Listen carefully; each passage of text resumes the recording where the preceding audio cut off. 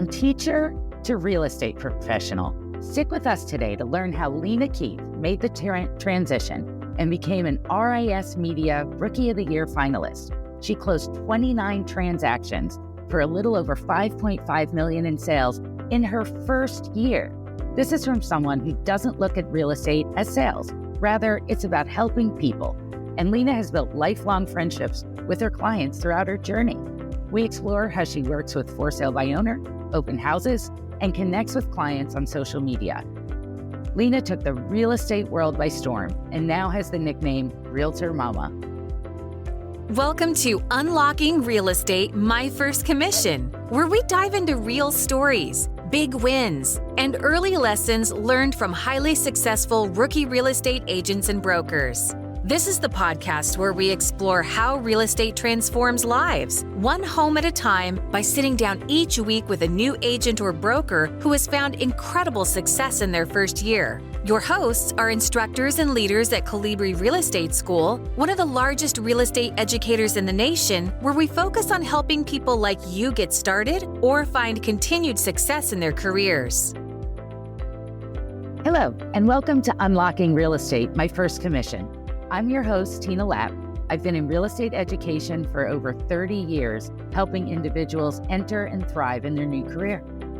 Hi, I'm Frank Fields. I'll be your co-host. I'm a real estate broker in North Carolina. For over 25 years, I've been working with buyers and sellers.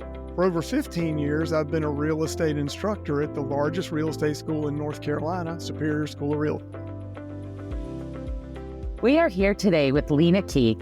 Lena, will you take a moment to introduce yourself, where you live, and what company you're with?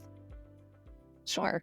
I'm Lena Keith. I'm a realtor in the greater Cincinnati area. I'm genuinely only licensed in Kentucky, but our office is looking at Cincinnati, so that's kind of how we're usually referred to. It's Pivot Realty Group here on the 8th floor of a building that's looking at the river. So,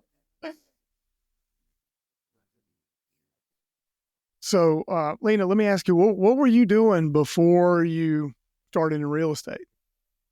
I was teaching elementary school. So, huge difference here from there. It was COVID times. I joined real estate in 21. So, teaching was feeling a little bit different, and I was looking for something else, but I was teaching everything K through 5, helping kids that needed a little extra help with writing and math and reading. Okay, so what would you say? Is that what inspired you, sort of all the changes that were taking place during COVID? It was a big part of knowing that I needed to pivot, actually.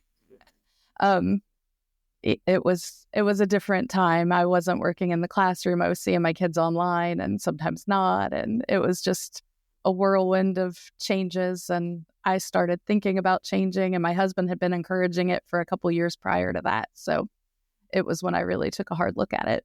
Was there any one thing that you would say, because a lot of people go through that same experience, they're thinking about it, maybe I'll do it, I've always considered it. Was there this specific moment or a person, you said your husband influenced you, that you just went, okay, I'm going to take the leap? Well, when you're at home, you're talking about the things that aren't great in your life. So he was hearing a lot, even before COVID, really, just some of the difficulties, I don't want to badmouth education. I used to be a teacher, so I can relate. Yeah. It's challenging. Yeah.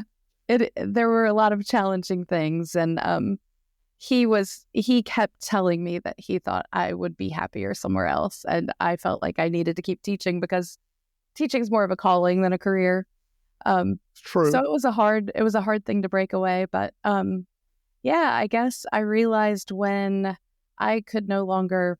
So our district had this rule that we had to go into the school and teach from there, even though none of our children were there. Right. And we also couldn't keep our personal children at school. They had to stay home. So it came to a point where, like, am I a mom or a teacher? I want to be both. And if I can't be both, I'm choosing my family. Right. So that was probably the biggest precipitator in that choice. Well, I will say as an instructor, I've found teachers often make the best real estate agents because would you agree that working with your clients is a lot about educating them on the process and being a Yes, teacher in that role?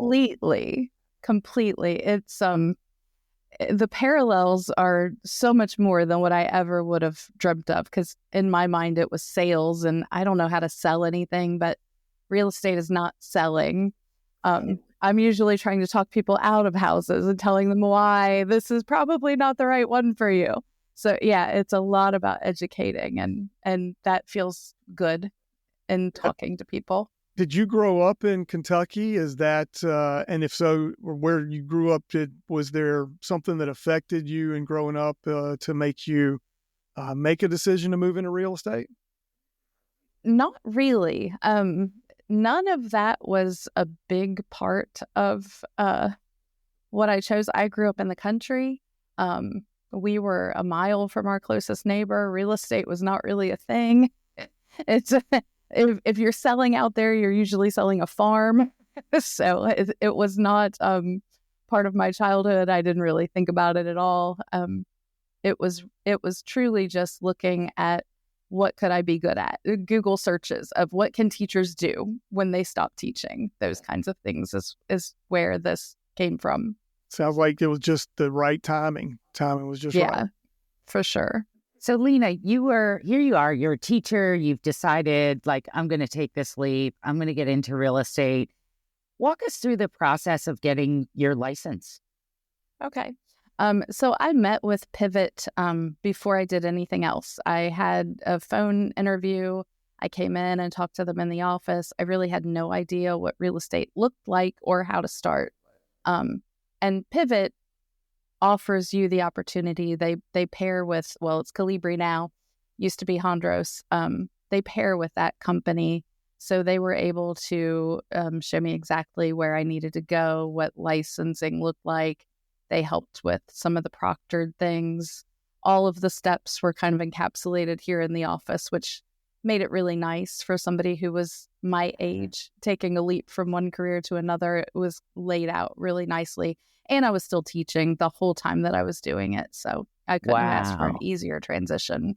It is a lot, though. Do you take classes online or in the classroom or live stream? I did. Well, at that point, everything was online. So Yeah. I did do the online classes, and I probably I didn't do it the way that brokers would want you to do. Maybe I did weekends. I was teaching, and it was a lot of teaching because I was making online classes for my kids. So it was too much to try to do it on the night. So I prioritized it on the weekend. I kind of made it my weekend job and got through it that way. So now when you say you took it online, did you take it live stream or self-paced? It was self-paced. Wow. And that's a lot. So you're teaching during the week, you're doing classes on the weekends, you're a mom. Like, a lot of people think about that, like, how am I going to do this? And you did it. How long did it take you to get through the classes? So the classes were, it was a little longer than what you really need to do because it was only weekends, but I probably spent 3 months doing classes. Hey, that's pretty fast. Switching from being a teacher into real estate, 3 months. So it was a lot for 3 months. It was a lot. and then you went out and you took your state exam and found yourself licensed? Yes, yeah. I found myself licensed about a month and a half before school was out. So I kind of sat back and took that time to tell people that I was going to be a realtor, but didn't really work in it. I wasn't coming into the office because I knew that there was no way. So June 1st was our first day of summer, and it was my first day in the office, and I started trying to do as much as I could as quickly as I could. So, Lena, I'm curious, what did you expect that first year was going to be like? Well, they were very honest with me here that a lot of agents take a long time to get transactions closed, and I didn't want it to take a long time. I'm very independent. My husband was willing to support me through it, but I wasn't willing to let him. So I came in and I said, what do I do to do it the fastest? And I had a great mentor, and he recommended some things, and I had to structure a new life that I did not understand yet. Can you share any of those things? Maybe just one or two of those experiences or those things that your mentor recommended that really made a difference for you? Sure. So for me, I leaned hard into FSBOs. I felt like everybody who knew me as a teacher, and they weren't going to take me seriously to sell their house. And I went after those for sale by owners, and I was super honest of, I'm brand new. Let me help you. You're also new to this, but I've got people backing me up that like, I know things, and I have all these forms that you need. So let me help. And I learned quickly to get as much data for them as I could. And I would make those phone calls and go meet as many of them in person as I could. And my first 10 listings, maybe minus one or two that were friends that trusted me well, were all for sale by owners that listed with me and were happy with the result. And those reviews kind of let the next person trust me to do it as well. Nice. So you focused a lot on the for sale by owners. Anything else that was, a key to those early days in your success? Yeah, I think I could have focused on the for sale by owners and not had any success had I not figured out how to make a schedule for myself. So I listened to a lot of podcasts. I tried to pull the things that felt like something I could do naturally. One of those things was the point system, where you gave yourself half a point for every person that you got to speak to, and you had to get 4 points a day or your day was not over. So that forced me to make those phone calls, and if they didn't answer, it didn't count. So it was really important to me to know, like, that's my time for being in the office. This is what I have to get done. Because when you're used to, this is my schedule for the day, and these are the things I'm teaching, and this is how my day is going to look, switching to, okay, I work for myself, but I don't know what I'm doing. Do you by chance have a background in athletics? You play sports growing up? I did not play any sports. I'm not a sporty person.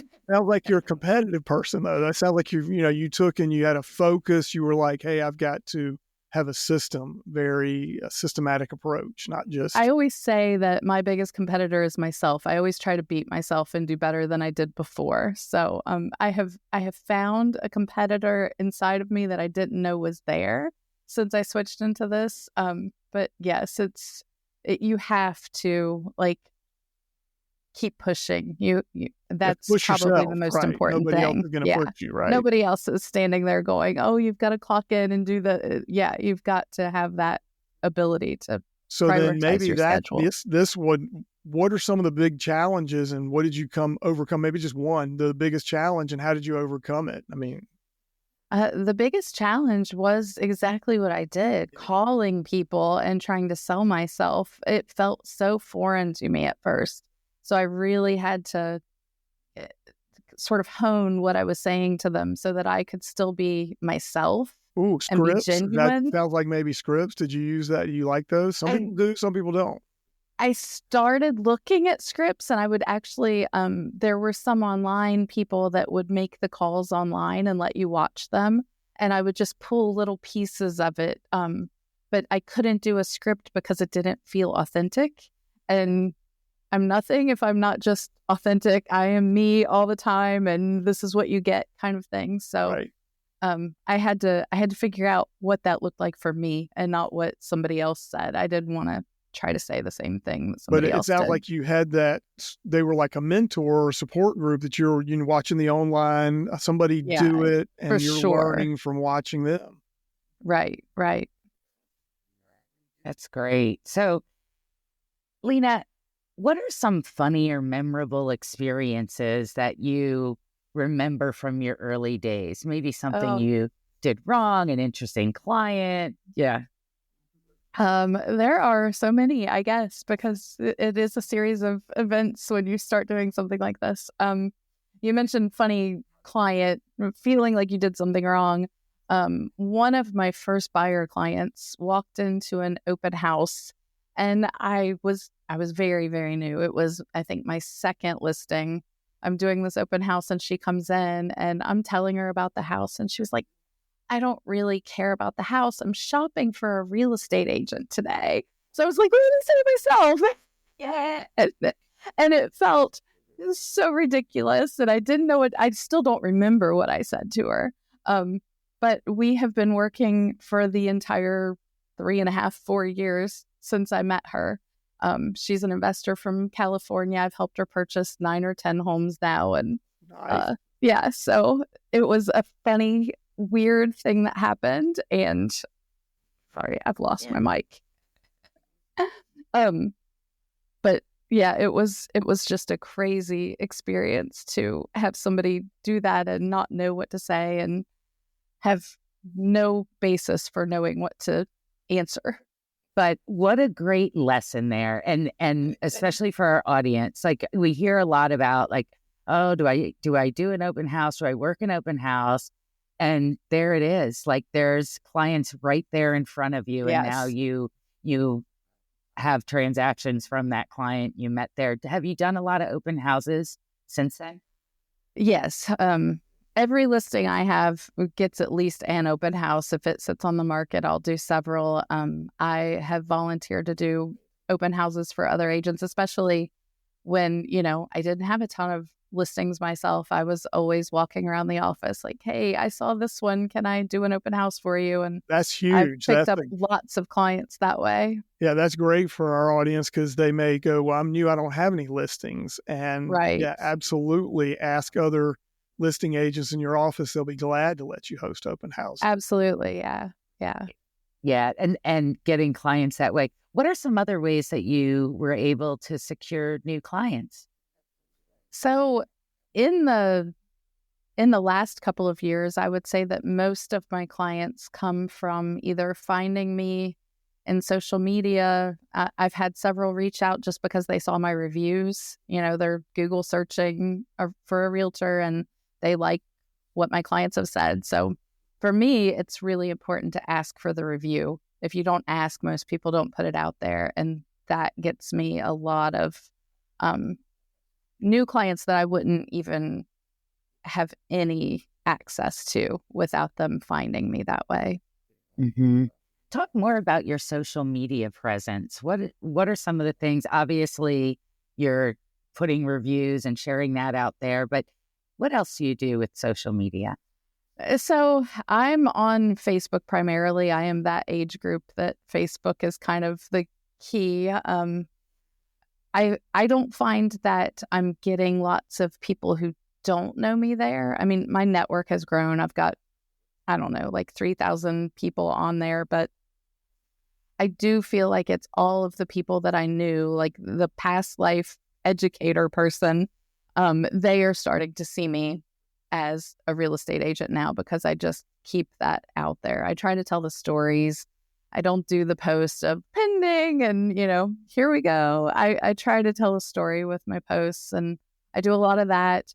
I do TikTok. I'm not super comfortable with TikTok, but if I'm at an open house, it's getting filmed and I'm putting it out there and I'll do silly posts and things like that. But I feel like it's primarily Facebook for me. All of my sphere kind of sees me there and I've gotten a reputation. Everybody thinks of me as an agent now, which I thought that would take a lot longer and it hasn't. So Lena, I got a question about that. So you're doing this on your personal Facebook page or you have a business page? I have both, and I tried to use my business page a lot when I first started.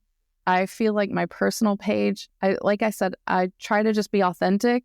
I don't want to be the salesperson. I want to help people find their home. Right. I want to do well by them. And I feel like it fits on my personal page just as well as a business page. So then that brings up my next question. How much would you say percentage-wise of your posts are real estate related and how much are just personal fun about your family? 80-20, 50-50? What do you think? It might be 80-20, but even my real estate posts typically have something about my family. Like we go on a vacation And I get those calls that everybody gets when you're there's on a trip. vacations in real estate.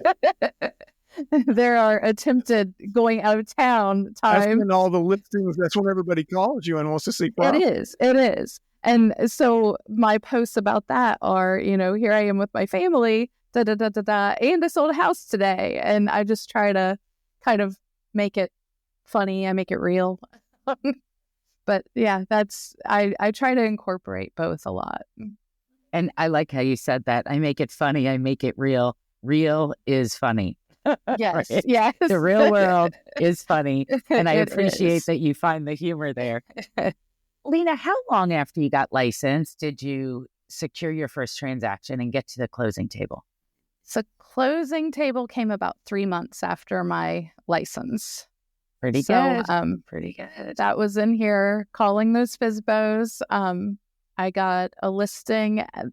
Actually, I was helping someone with a buyer, and we went to a FSBO because I was so into looking those up. And she liked the house and made an offer, and he rejected it. And he called me and said, "What could I have done differently? Why?" And we listed it and had it sold in a week. So he was my first closed transaction. That's fantastic. So in your first year, you're just learning. What were some of the biggest challenges that you faced? Honestly, just figuring out how to read the data and reach people, make them trust me, I guess, with it. I do think that my age and my teacher background helped a lot. But I think if you learn it to the point that you can speak it to other people in a way that shows you understand, that was the big thing. I had to put my head down and really learn listings, learn doing comps, learn all of it. I mean, there are a lot of pieces to real estate. So, hey, how about the paperwork? Is that something some people either seem to be a natural, and I imagine as a teacher, you're probably really organized and handling, all the documents and keeping files. But some people struggle with that. And, how did you handle that? Pivot provides .loop for us. So the filing is no problem because everything is there. Anything that I do for any transaction goes immediately to the loop, and I keep it. And that way I don't have to worry about where was that or where was this. Filling out contracts and things like that did come naturally to me. I've done paperwork for years and years and years for teaching. So that wasn't really a struggle for me. And I think around here and probably other brokerages too, there are enough people that can help you with the contract side of things. I feel like that should never be something that holds somebody back. That's good advice. I like that. Because when people are getting started, it is a little bit overwhelming, right? Like, yes, how do I do this? What do I do next? And it sounds like you have a really good support system, which is tremendous. Yes, I would highly recommend this brokerage to anybody. They have our backs completely. And from day one, you feel supported, and you know that we have an admin at the desk that looks over every contract. So if you do screw something up, she's our saving grace. Yeah. I was going to ask you that, what you'd recommend to somebody who, think about where you were a year or two ago and thinking about, right. What advice would you have for that person?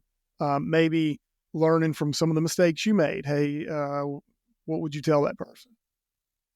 I think it's really find your niche, however you want to say it, and go full in. I think so many people come in and we all kind of like, there's so many ways to do it. You don't really know how to start, and it's picking one and then going all the way with it. Don't let up, and you can't get discouraged. I think that's the thing everybody seems to do. You have a client who decides not to list or not to buy with you, or a transaction falls apart, and you just feel yourself kind of, oh, maybe I'm not as good at this. And you've just got to keep going. You create momentum and learn as you go. Make sure that you're learning from your mistakes, though. It's huge. You have any books that you've read that you'd recommend? Yeah. So I do a lot of audiobooks now because I'm driving constantly. But one that I actually sat down and read was Everything is Figure Outable. And it was a phrase that I had seen like literally in like a home goods store and loved the phrase. I didn't know it was a book. I like bought the sign, Everything is Figure Outable, for my desk. And then I realized it was a book. And I think that's the way. Did you like the book as much as the sign? I did. The book is good.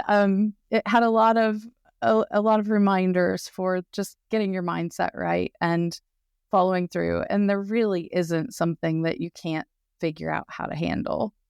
I think it's important to know that. It might take an outside person calling somebody else in if you need, but you can get through any of it. Yeah. Lena, is there a particular client experience that stands out to you, one that maybe touched your heart? Or, I know you're all about service and helping, and like that's so inspirational. Is there one off the top of your head you can share? There have been several with like first-time buyers that you feel what an impact you're making in their life, especially when they think they can't buy. But there was one, this young lady who had been widowed. She had 2 children, and she really wanted to buy her house. And she's so strong and so smart and brave and all those things, but she wanted it. And we were moving really quickly toward it. And then we had a house inspection.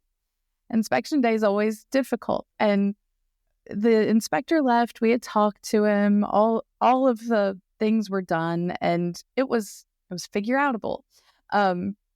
She broke down crying. And I had to kind of walk her through, like, these are our options. And, we had a really good talk. And that night she called me and thanked me for like letting her cry and talking her through it. And she still will tag me on things as her realtor mama. I've adopted that hashtag in all of my posts because it was just so special that she listened and trusted me, and she felt that I was able to calm her down and reason through something that was, big. And she's still living in the house, planning and selling in a year or so, and promises that I'll be the one selling it for her. So it all worked out. So, Lena, situations like that, do you find that you really develop more than just a business relationship with some of your clients? I mean, that they really become close friends? Yes. Yeah. Truly, truly, they do. I am referred to as family of several clients. That girl, I sold her grandmother's house. I helped her mom shop for a house. They refer to me as family. When her grandmother passed away, I got a text letting me know. That's special. You can't, I thought I was leaving teaching and this was going to be a very impersonal kind of thing. And I have found that the connections here are lasting longer than, some of the kids come back and say hi, but, they move on. These people I'm really connected to. I love that so much. I literally have the chills right now. It's awesome. Lena, where do you see yourself in 5 years? That's a good question. I see myself still here, still selling. I always said I didn't want to be on a team, didn't want to do the team thing. But as you grow and you grow, it's like I'm already thinking I should probably maybe look at a transaction coordinator. I might need something so I just have a little free time. So yeah, maybe on a team, probably still in this same building and still working in this area. I love what I do. I can't imagine leaving it. Let me clarify. So you said you didn't want to be on a team, but what I heard you say is you might end up having to form your own team because you need the help, and it sounds like you're moving toward having more business than you can handle. Yeah. It's a good problem to have. It's a very good problem to have. I'm very blessed with how these last 2 years So then you're going to form the really. team. It'll be I your think, team. I think I'm not, you can't hold me to it. I don't know if I want to be responsible for that or not, but that's what it looks like it might go to. I love that. Any tips or tricks you'd like to share with aspiring real estate agents?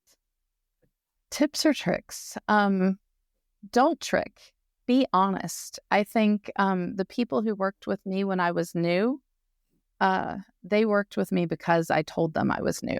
You're never going to trick somebody into believing you've got years of experience. They can Google you. They can look at your social media. They can look at your stats. Love So that. don't try.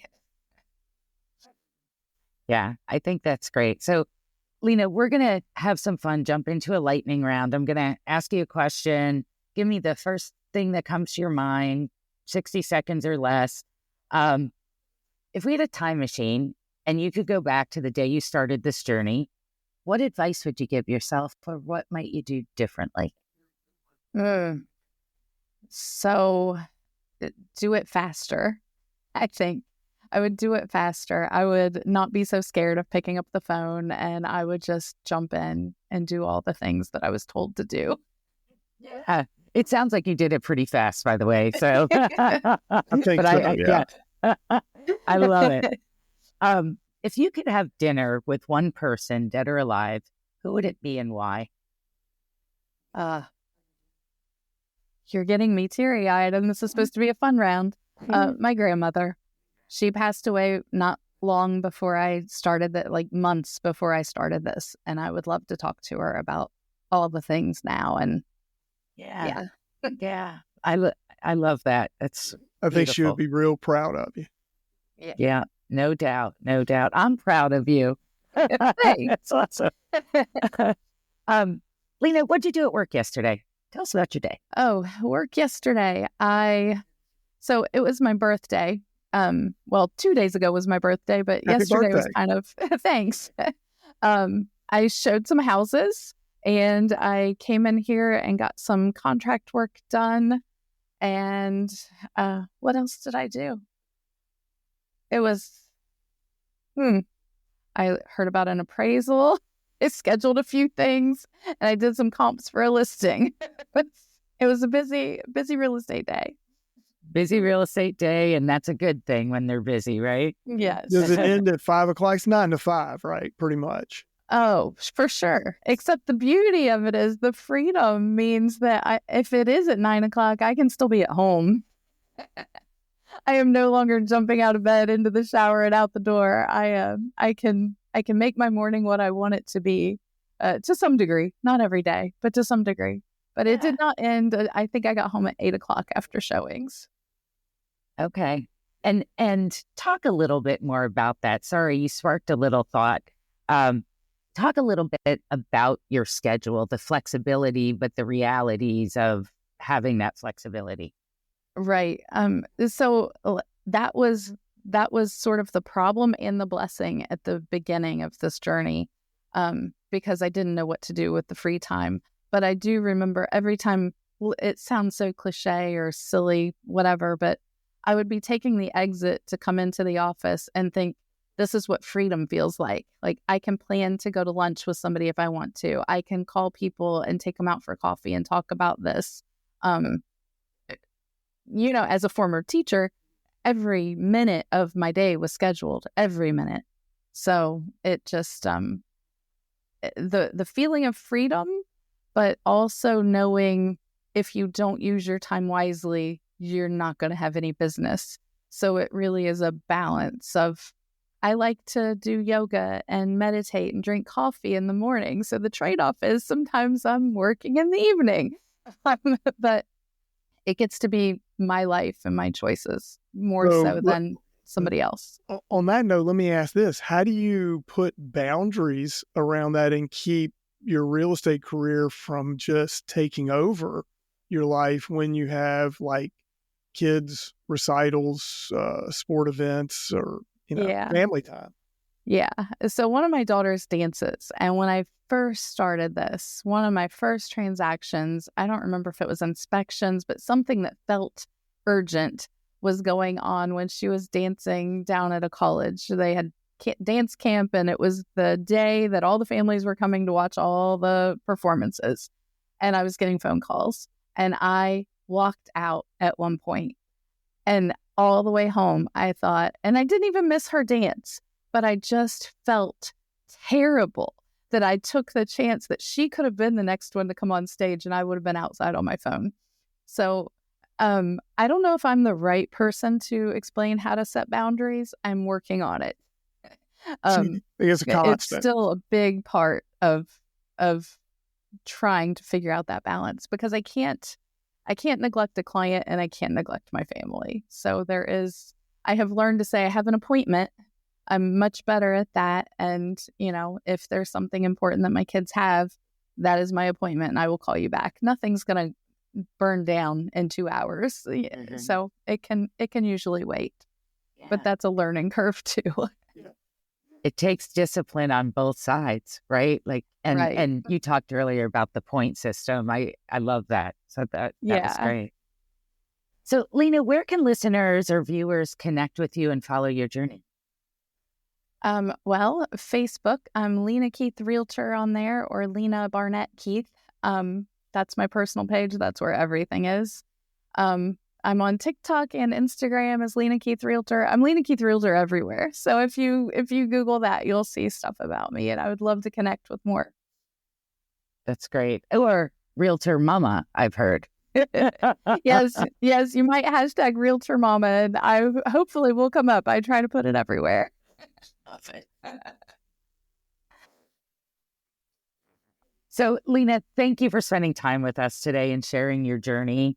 I know this story will inspire those interested in getting started in real estate. And congratulations to you on being a 2023 RIS Media Rookie of the Year finalist, and on the tremendous success your first year and now into the future.